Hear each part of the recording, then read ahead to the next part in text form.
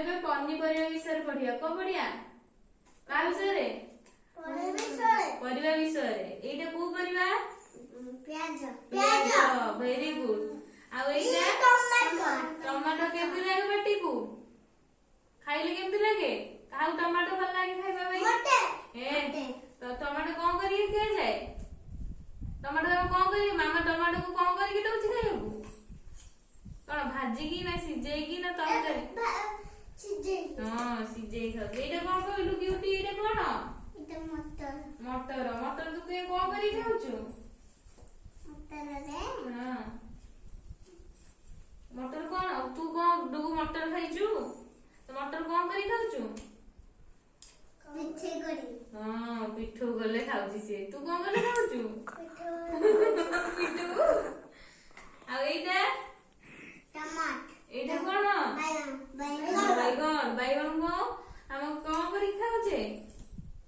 ବାଇଗଣ କିଏ ଖାଇଛି? ହାତରେ କହ। Very good. ବାଇଗଣ ଆମେ କଣ କରି ଖାଉଛେ? ରୋଷେଇ କରି ଖାଉଛେ। ତୁ କଣ କରି ଖାଉଛୁ? କଞ୍ଚା କିଏ ଖାଉଛି ବାଇଗଣକୁ? ବାଇଗଣକୁ କଞ୍ଚା ଖାଇଯାଏ ନାହିଁ, ସିଝେଇକି ନା ଭାଜିକି ନା ତରକାରୀ କରିକି ଖାଇଯାଏ। ଏଇଟା କଣ? ଏଇଟା କଣ? ଆରେ ଏଇଟା କଣ? ଗାଜର। ଏଇଟା କଣ?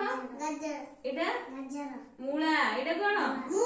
ମୁଲି। ୟାକୁ ହିନ୍ଦୀରେ ମୁଲି କୁହାଯାଏ। କଣ? ମୁଲି। ମୂଳାକୁ ଆମେ କଞ୍ଚାରେ ଖାଇପାରିବା, ଭାଜିକି ଖାଇପାରିବା ଆଉ ଆଚାର ବି କରାଯାଏ। ମୂଳାକୁ କଣ କରାଯାଏ? ଆଚାର। ଏଇ କ୍ୟୁଟି ନା ଭେରି ଗୁଡ ପିଲାଟା ତମ କାମ।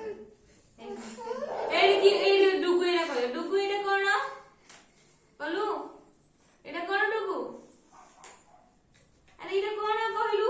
ଆଇସ୍ କହିଲେ। ଏଇଟା କଣ? ଜୋର ପାଟିରେ। ଏଇଟା କଣ? ଜୋର ପାଟିରେ କହ। ଏଇଟା କଣ? ପିଜୁଳି। ଏଇଟା କଣ? ହଁ ଭେରି ଗୁଡ। ପିଜୁଳି ଭଳିଆ କି ହବ କହିଲ? ପିଜୁଳି। ପିଜୁଳି କିଏ ଖାଇଛି? ହାତରେ କହ। କେମିତି ଲାଗେ? କେମିତି ଲାଗେ? ମିଠା। କେମିତି? ଆଉ କାଟିଲେ ଭିତରଟା କୋଉ କଲର ଦେଖାଯାଏ? ପିଜୁଳିର ଭିତର କୋଉ ରଙ୍ଗ? ହଳଦିଆ କଲର। ପିଜୁଳିର ଭିତର କୋଉ ଆକୁ କାଟିଲେ କୋଉ କଲର ଦେଖାଯାଏ? ନାଲି। ପିଜୁଳି ଭିତରେ ପାଚିଲେ କଣ? ନାଲି। ପୁରା ସେ ହାତୀର ରଙ୍ଗ ଭଳି ହେଲା। ତାପରେ ଏଇଟା କି ଖାଇଛ? ଏଇଟା କି ଖାଇଛ? ଏଇଟା କଣ? ଗାଜର କଣ କରି ଖାଉଛେ? କଞ୍ଚାରେ ଖାଆନ୍ତି, ସିଝେଇକି ଖାଆନ୍ତି, ଆଉ କଣ ଚକଟିକି ଖାଆନ୍ତି। କେମିତି ଖାଆନ୍ତି?